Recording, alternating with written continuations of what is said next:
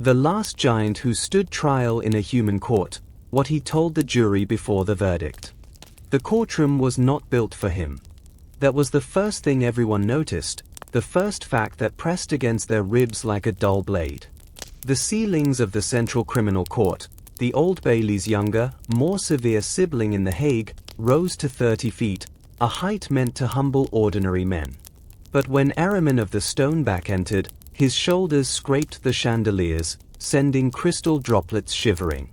His spine curved not from age but from the perpetual stoop of a being who had long ago learned that standing straight frightened smaller creatures to death. Literally to death. That was why they had him here. He had been chained in the cargo hold of a transformed naval frigate for the journey from the Norwegian trench where they finally cornered him. 4 years of negotiation, 2 years of legal wrangling over jurisdiction. Did a giant fall under human laws? Could a non-human be tried for crimes against humanity if humanity was not his species?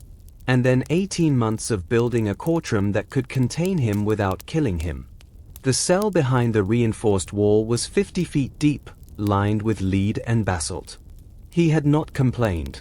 He had not spoken at all, except to request, through his court-appointed interpreter, a dying breed of linguist who studied the subsonic harmonics of giantish, that the windows remain unshuttered. He wanted to see the sky.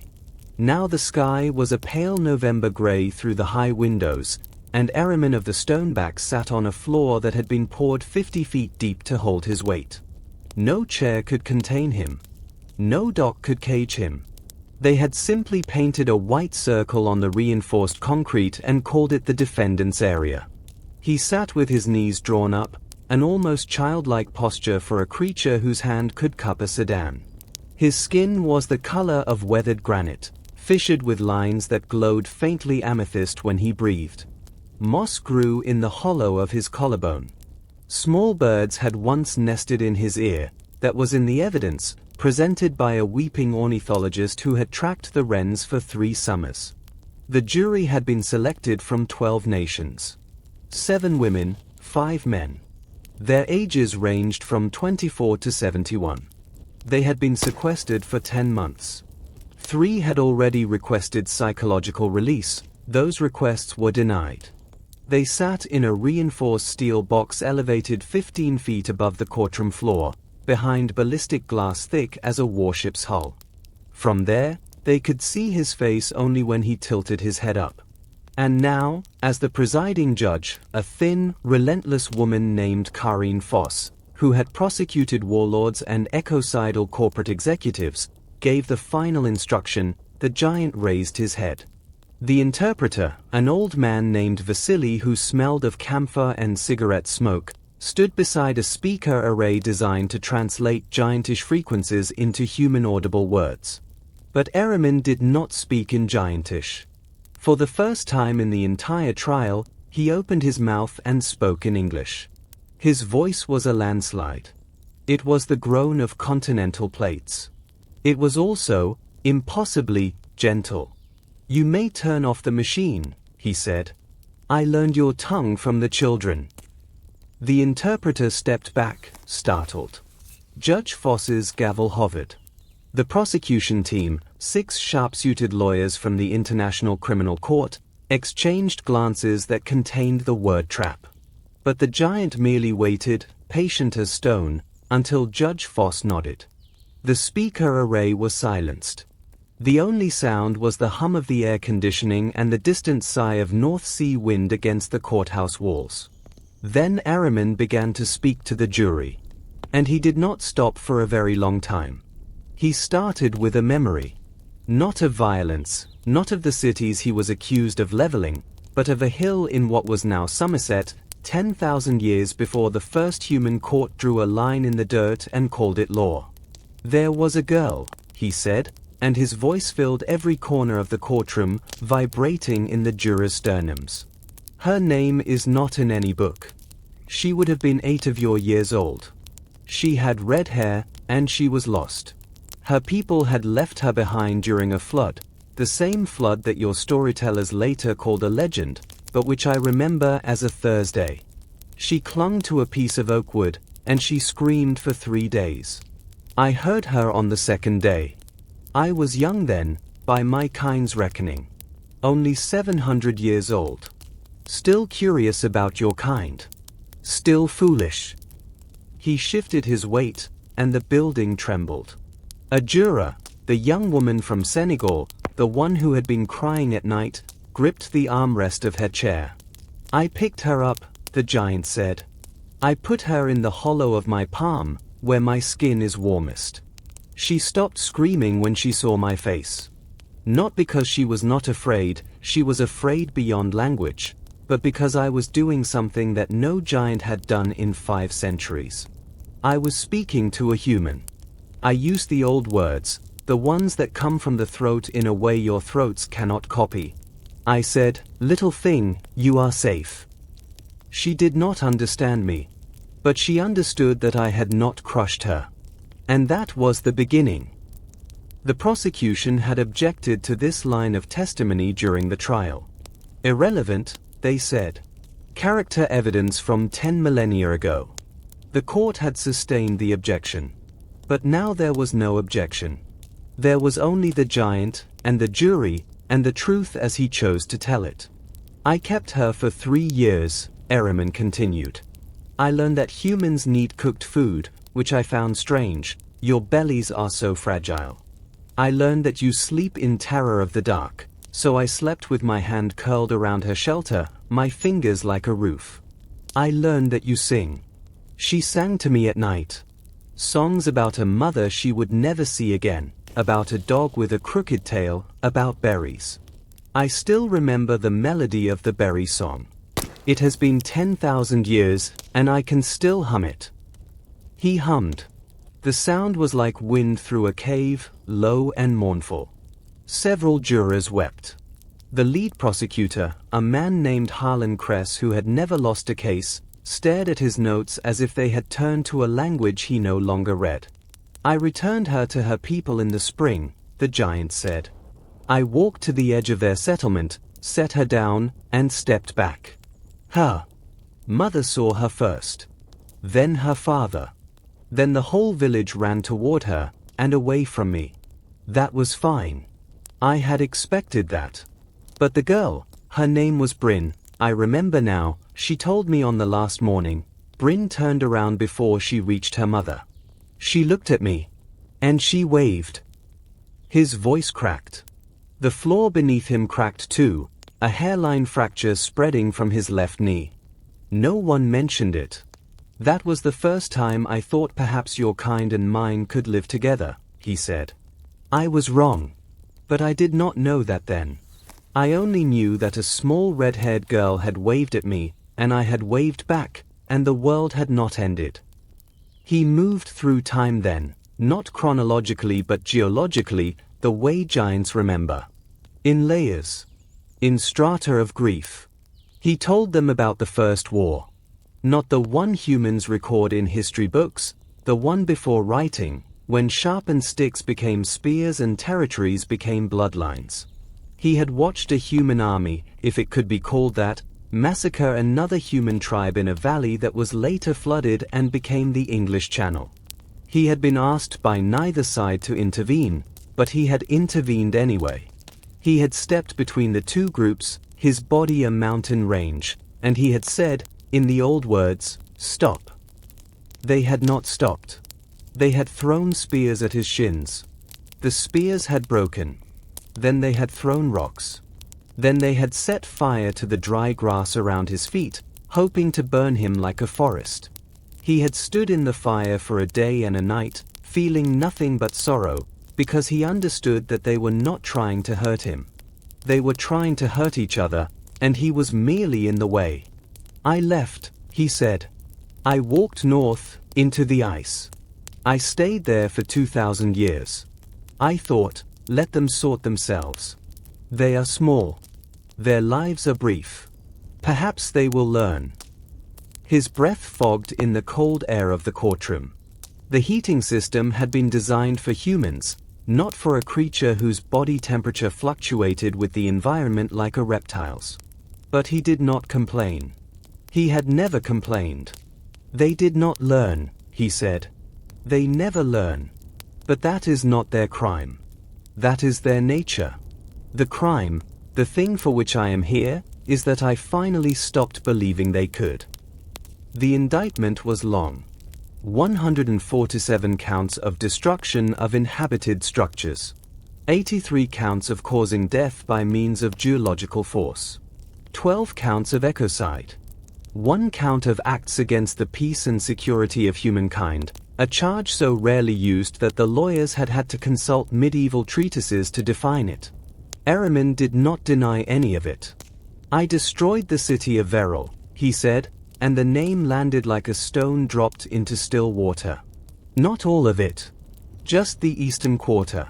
The part where the munitions factories were. 23,000 humans died. I knew they would die. I killed them. A journalist in the press gallery dropped her pen. The sound was deafening in the silence. I did not kill them because I hated them, the giant said. I killed them because I had watched them, for 30 years, build bombs that they then tested on the valley below the mountain where I had gone to be alone. The valley was not empty. It had a village. The village had a school. The school had a courtyard with a single birch tree, and the children used to hang their drawings from its branches with string. I watched those drawings turn to ash. I watched the birch tree burn. I watched a small boy run out of the school with his hair on fire, and I reached down to help him, and a bomb, one of their bombs, fell on him before my hand could close. He stopped. When he spoke again, his voice was quieter, which somehow made it more terrible, because quiet for a giant was still the rumble of an avalanche a mile away. After that, I did not think clearly. I have had 10,000 years to learn how to think clearly, and in that moment I forgot all of it. I stood up. I walked toward Veril. I lifted my foot, and I brought it down on the eastern quarter. Then I did it again. And again. Until the factories were gone. Until the ground was smooth as a lake. Until the only sound was the screaming, and then even that stopped. He looked directly at the jury. Each of them felt, for a moment, that he was speaking only to them. Only to the particular arrangement of bones and fears and loves that made them who they were. I am not sorry that I destroyed the factories, he said. I am sorry that I did not find another way. I am sorry that I did not dig the bombs out with my fingers, one by one, even if it took 100 years. I am sorry that I chose speed over care. But I am not sorry that the bombs stopped. And I will not say that I am, because that would be a lie, and the one thing that a giant does not do, the one thing that my kind learned before yours even had a name for truth, is lie to a jury. The defense had rested on a single argument, diminished capacity due to extreme emotional disturbance, combined with the unique biological fact that giants experience time differently. What humans call rage, a giant experiences as a slow tectonic shift, a pressure building for centuries before release. The prosecution had called this a moral get-out-of-jail-free card. The public had called it worse things. But Eramin was not making that argument now. He was not making any legal argument. He was telling a story, and the story was not about his innocence. It was about the nature of judgment. You have been told that I am the last giant, he said. That is true. There were once many of us. We lived in the bones of the earth, in the roots of mountains. We did not build cities because we did not need them. We did not write laws because we did not need them. We had something older than law. We had understanding. When two giants disagreed, we would sit on opposite sides of a valley and speak. Sometimes for a year. Sometimes for a century. Eventually, one of us would see what the other saw, or we would agree to let the disagreement lie, like a stone at the bottom of a river, undisturbed. He paused, and the pause lasted so long that the jurors began to fidget. When he spoke again, his voice was softer than they had ever heard it. Your kind cannot do that. You cannot sit for a century. You cannot let a disagreement lie. You build courts instead. You build prisons. You build walls. And then you put me inside one of those walls. And ask me to explain why I am not like you. But I am not like you. I never was. And that is my crime, is it not? Not the deaths in Veril. Not the cities I broke. Those are the consequences. The crime, the thing you cannot forgive, is that I am different, and my difference made your laws meaningless. The lead prosecutor stood up. Your Honor, the defendant is... Judge Foss raised a hand. He is addressing the jury before the verdict. He is permitted to speak. Ehrman waited until the prosecutor sat down. Then he continued. I know what you want from me, he said. You want remorse. You want me to weep.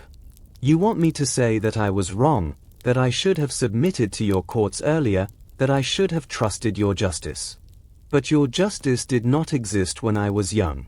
Your justice was born 3,000 years after I first held a human child in my hand. Your justice is a baby. And you are asking the last of my kind to bow to a baby. He leaned forward. The floor groaned. The ballistic glass hummed with the pressure. I will not bow, he said. But I will tell you what I told the children. When I still let them near me, before the wars, before the fear, they would climb my legs and sit on my shoulders and ask me questions. And the question they asked most often was this: Giant, are you good or are you evil? And I would say to them, those are your words. They do not fit me. I am old. I am tired. I have done terrible things and beautiful things, and the difference between them is not always clear to me anymore. But I will tell you this, I have never once, in 10,000 years, chosen to be cruel for the pleasure of it. And I do not think you can say the same. No one moved. No one breathed. You are about to decide my fate, Ehrman said. You will go into that room behind the glass, and you will argue, and you will vote, and you will come back with a verdict. Guilty or not guilty. That is your law. I do not understand it, but I respect it, because I have learned that respect is the only bridge between kinds that do not understand each other. So here is what I want you to know before you decide. He placed his enormous hands on his knees. The moss in his collarbone had begun to glow faintly, a sign the interpreters had once explained meant deep emotional response. I will not ask for mercy, he said. Mercy is for those who admit they were wrong.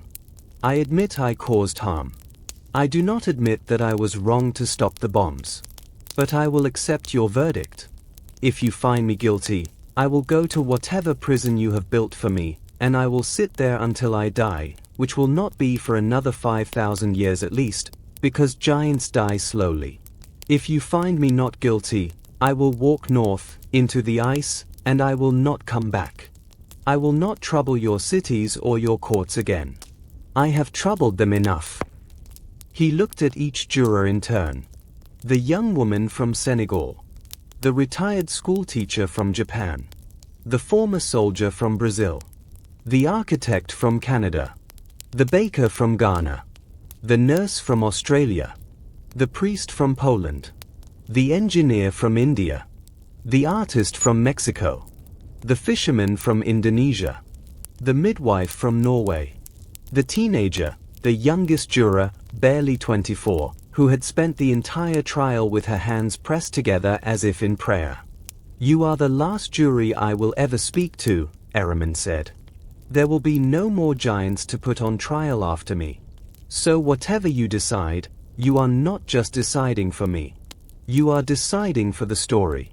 You are deciding what the future will say about this moment, about whether the last act of The Last Giant was a tragedy or a farce or something in between. I do not envy you. I have lived through 10,000 years of human juries, and I have seen the weight crush stronger creatures than you. But you are here. And you are listening. And that is more than I expected from your kind when I first picked up that red-haired girl 10,000 years ago. He closed his eyes. When he opened them again, there were tears. Giant tears, which are not like human tears. They were thick as honey, slow as magma, glowing faintly purple in the fluorescent light. They slid down the fissures of his face and dripped onto the concrete floor, where they sizzled and cooled into small, perfect spheres of obsidian. "I am ready," he said. The jury deliberated for 11 days. During that time, Ahriman sat in his cell with the windows unshuttered, watching the sky change from gray to blue to black to gray again. He did not eat. He did not sleep. He sang sometimes, very softly, songs that no human had heard in 10,000 years. The guards reported that the songs made them feel as if they were standing at the edge of a cliff, looking down at a sea they had never known existed. On the 12th day, the jury filed back into the courtroom. The foreperson, the retired schoolteacher from Japan, a woman named Yuki Tanaka who had lost her husband to a tsunami and her son to a factory accident, stood up. Her hands were steady. Her voice was not. "On count 1, she said, destruction of inhabited structures in the city of Veril. How do you find the defendant?" The courtroom held its breath. Ahriman tilted his head, just slightly, so that his ear was aimed toward her like a satellite dish. "Guilty," she said. The prosecution team exhaled. The defense lawyer, a young woman named Amira Kui who had taken the case as a pro bono act of desperation, put her hand over her mouth. "On count 2, Yuki said. Destruction of inhabited structures in the city of Veril. Guilty." Count after count. "Guilty. Guilty. Guilty." The numbers piled up like stones. Ahriman showed no reaction. His face was granite, ancient and still. Then she reached the final count. "Acts against the peace and security of humankind," she said. "How do you find the defendant?" Pause. "Not guilty," she said. The courtroom erupted. Judge Foss pounded her gavel until the wood splintered. The journalists ran out to file their stories. The guards surrounded the giant, though they had no idea what they would do if he chose to move. But Ahriman did not move. He sat in his white circle, surrounded by the ruins of his trial, and he looked at Yuki Tanaka. She looked back at him. Something passed between them, not words, not even emotion, but recognition. The recognition of two beings who had seen the worst of what their kinds could do, and who had chosen, in the end, to believe in something else. "Thank you," Ahriman said. His voice was the gentlest it had been all day. "You did well." He stood up. His head scraped the ceiling, and the chandeliers shuddered, but no crystal fell. Then he turned, ducked through the reinforced doorway, and walked back to his cell to wait for sentencing.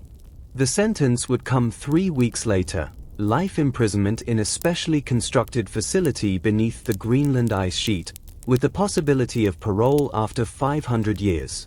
But that is another story. What matters now is what he told the jury before the verdict. What matters now is that he told them the truth as he knew it, and they listened, and in the listening, they became something more than a jury. They became witnesses. And the last giant, sitting in his white circle with moss in his collarbone and tears turning to stone on the floor, became something more than a defendant. He became a memory. And that, he had learned 10,000 years ago, was the only thing that never really died. The sentence came 3 weeks later, on a morning so cold that the North Sea had frozen as far as the eye could see. Judge Karine Foss delivered it in a voice that betrayed no emotion, though her hands, gripping the bench, were white at the knuckles. "Ahriman of the Stoneback," she said, "this court has found you guilty of 142 counts of destruction of inhabited structures, 7 to 9 counts of causing death by means of geological force, and 11 counts of ecocide. This court has found you not guilty of acts against the peace and security of humankind. The not guilty verdict does not erase the harm you have caused. It merely acknowledges that the court lacks the jurisdiction, the moral, historical, and ontological jurisdiction, to judge the entirety of your existence. You are not a human. You were never meant to be judged by human laws. But you chose to stand trial. You chose to submit. And that choice binds you now. She paused and looked down at the papers before her, though she had already memorized every word. I sentence you to life imprisonment. You will be held in a facility constructed specifically for you beneath the Greenland ice sheet. You will have access to light, to air, to the sky through a vented shaft. You will be permitted to receive visitors. You will be permitted to speak. And you will be eligible for parole after 500 years, subject to review by a panel of this court. She set down the papers.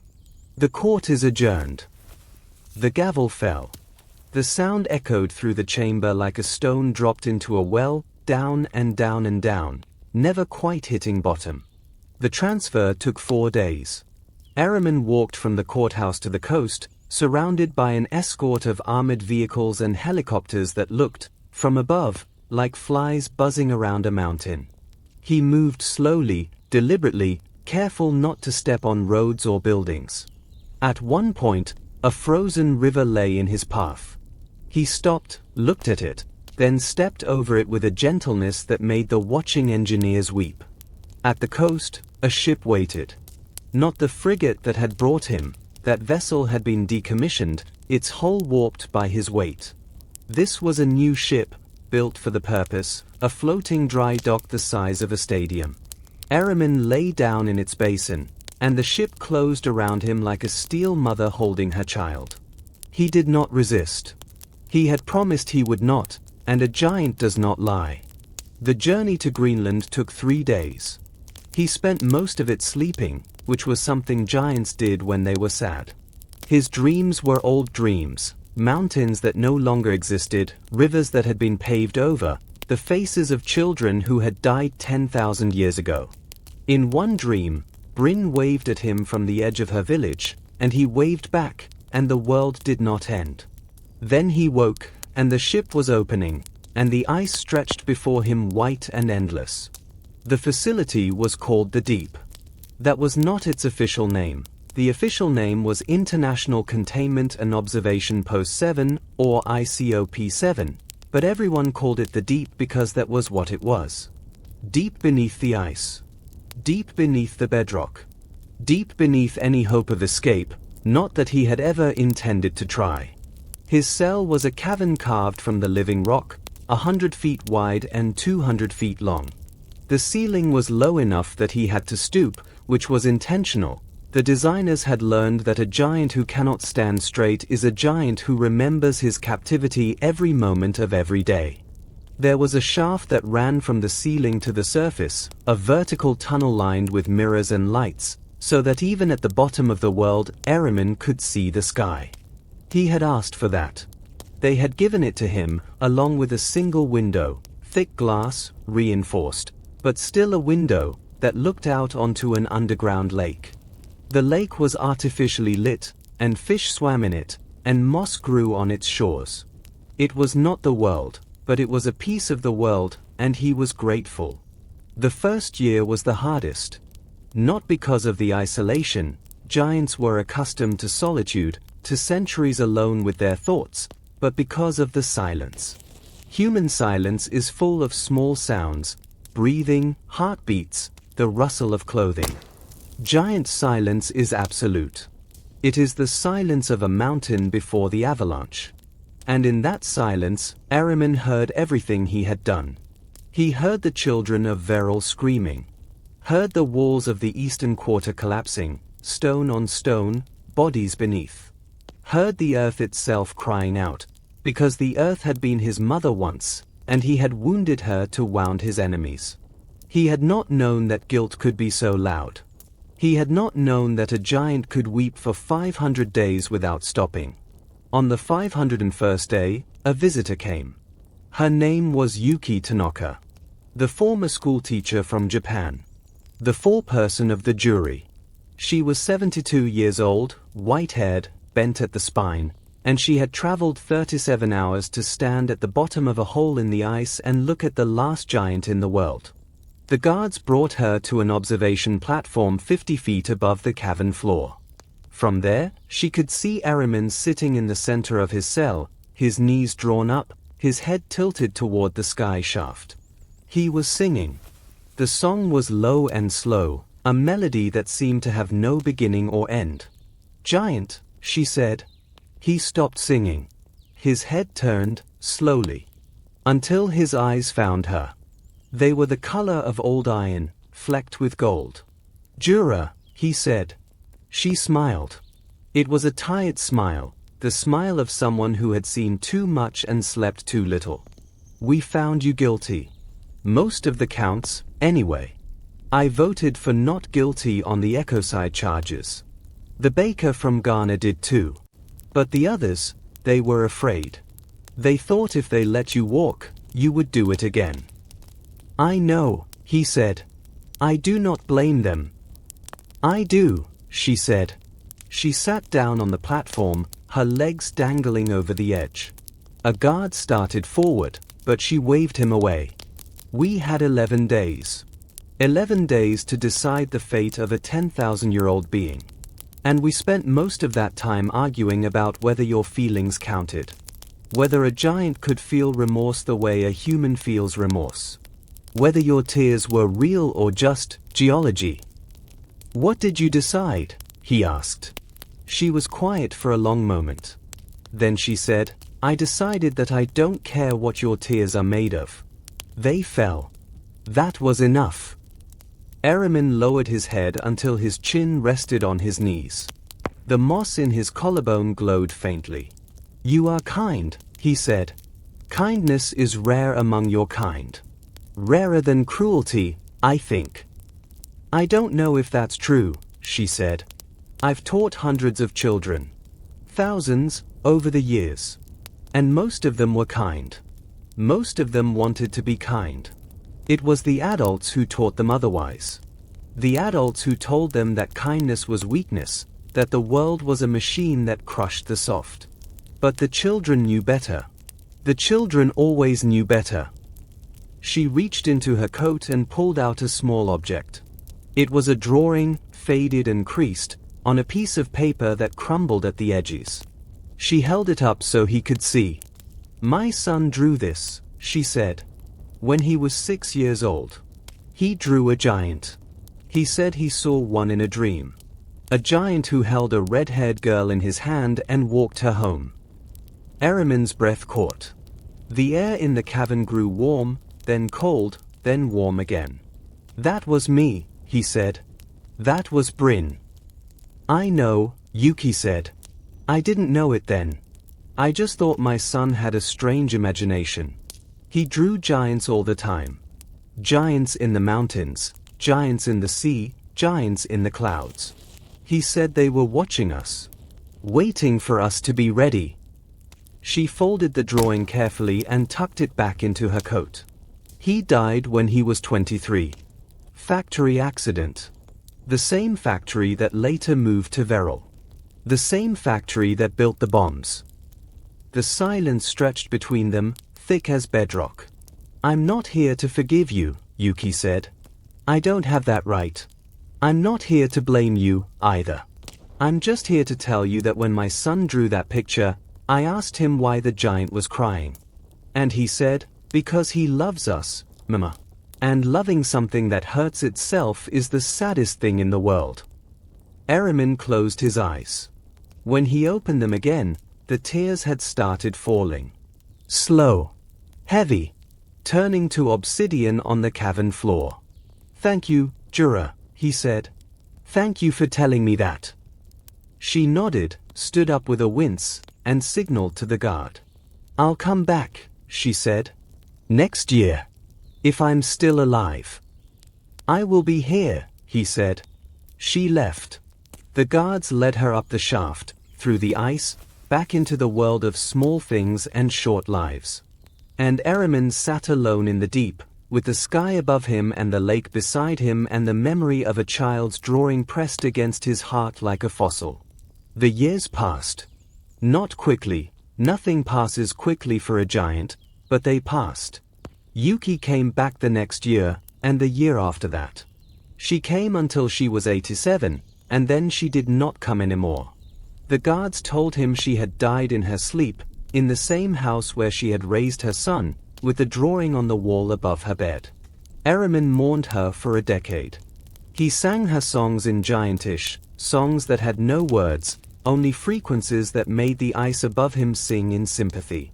The scientists who monitored the deep recorded those frequencies and tried to decode them. They failed. Some things, they wrote in their reports, are not meant to be understood. Only witnessed. Other visitors came. Amira Kui, his defense lawyer, visited once a year until she was old, and then sent her daughter, and then her granddaughter. The family became keepers of his story, passing it down like an heirloom.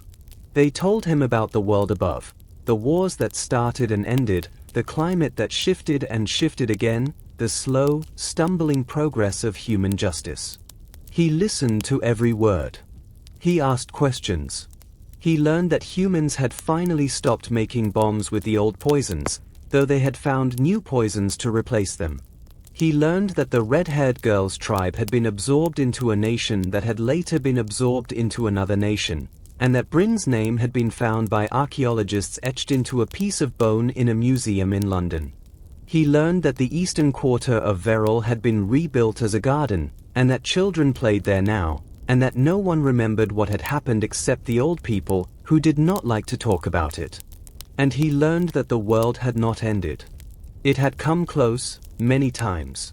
But it had not ended. On the 500th year of his imprisonment, a panel of judges descended into the deep. There were 3 of them, 2 women and 1 man, none of them old enough to remember the trial, all of them steeped in the law that had been written and rewritten 100 times since Ahriman first sat in the White Circle. The lead judge, a tall woman named Sana al-Mansur, read the parole decision aloud. Her voice echoed off the cavern walls, off the lake, off the giant's patient face. Ahriman of the Stoneback, she said, after review of your conduct over 5 centuries of imprisonment, after consideration of testimony from 147 witnesses, after examination of your own statements, including the address you gave to the jury before their verdict, which has been preserved in its entirety, this panel has determined that you no longer pose a threat to human safety. You are granted parole. You are free to go. The cavern was silent. The guards looked at each other. The scientists who had monitored him for 500 years held their breath. Ahriman did not move. He sat with his knees drawn up, his head tilted toward the sky shaft, his eyes filled with the pale light of an Arctic afternoon. Free, he said. His voice was older now. Slower. The voice of a mountain that had been standing for a very long time. Free, Sinar confirmed. You may walk north, as you promised. Or you may walk south. Or you may stay. The choice is yours. He was quiet for a long time. When he spoke again, his voice was so soft that the microphones barely caught it. 500 years ago, I told the jury that if they found me not guilty, I would walk north into the ice and not come back. I was not lying. But I was not telling the whole truth, either. The truth is that I was tired. So tired. And I thought that the ice would let me sleep. That it would cover me like a blanket, and I would sink into it, and after a few thousand years, I would become part of the earth again. That was what I wanted. To stop being a giant. To stop being anything at all. He lifted his head. His eyes met Sanar's. She did not flinch. He had seen that kind of courage before, in a red-haired girl who had waved at him 10,000 years ago. But then the jurors spoke, he said. The not guilty verdict. The one count where they said, we cannot judge you for this. And I realized something. I realized that your kind, your small, short, fragile, beautiful kind, had done something that no giant had ever done. You had looked at something you did not understand, and instead of destroying it, you had made a space for it. Not a comfortable space. Not a safe space. But a space where the question could remain open. Where the answer could wait. He stood up. For the first time in 500 years, he stood to his full height. His head pushed against the ceiling of the cavern, and the rock groaned, and a few small stones fell into the lake. But he did not break through. He simply stood there, a giant at the bottom of the world, and he smiled. "I will not walk north," he said. "I will walk south. I will walk toward your cities and your courts and your schools. I will walk slowly, so that I do not frighten anyone. I will let children climb my legs if they want to. I will answer their questions. And I will tell them the same thing I told the children 10,000 years ago. I am old. I am tired. I have done terrible things and beautiful things. But I am still here. And so are you. So let us try to be kind to each other, for as long as we have." He walked toward the shaft. The guards parted. The scientists stepped back. The judges bowed their heads, not because the law required it, but because some moments are larger than law. Eramin climbed the shaft. It took him a day and a night, because he was slow now, and careful, and because he wanted to feel every layer of ice between him and the sky. When he reached the surface, the sun was rising over Greenland, pink and gold and endless. He stood at the edge of the ice and looked south. Somewhere down there, beyond the horizon, beyond the sea, beyond the cities and the farms and the forests, there were people who had never heard of him.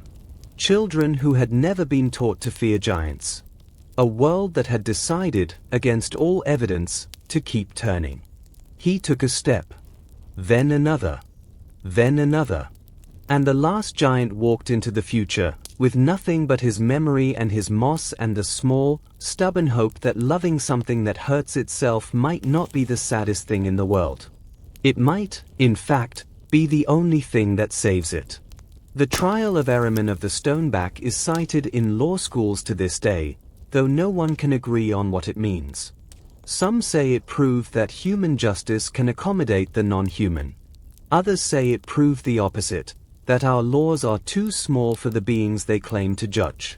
But the children who climbed the statue of the giant in The Hague, a statue erected 100 years after his release, paid for by the families of Veril, do not care about any of that. They climb his stone fingers.